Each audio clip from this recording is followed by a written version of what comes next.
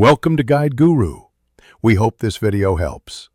You start by signing into Shopify with billing level access. This gives the permissions needed to modify invoices.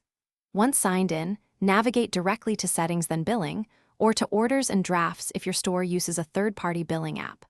Open the exact bill using its ID, vendor name, or invoice date so you're editing the correct record. Make sure to verify the amount and linked order before proceeding, otherwise you risk canceling the wrong charge. Once the bill is open, review its payment status because your cancel options depend on that state. If it's pending, you can usually cancel or delete. If it's paid, you'll need to issue a refund or void the transaction.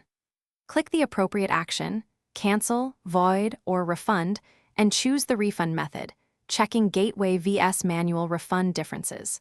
Also add a concise admin note explaining why you canceled. This preserves auditability and prevents confusion later on. After selecting Cancel or Refund, confirm the action and wait for Shopify to process it. You'll typically see a status change or refund record.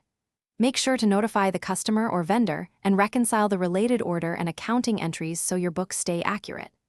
If the cancellation fails, check Payment Gateway logs, your user permissions, and any installed billing apps for conflicts. If needed, retry after fixing permission or app issues. This ensures. Thanks for watching. Consider subscribing if we helped you today.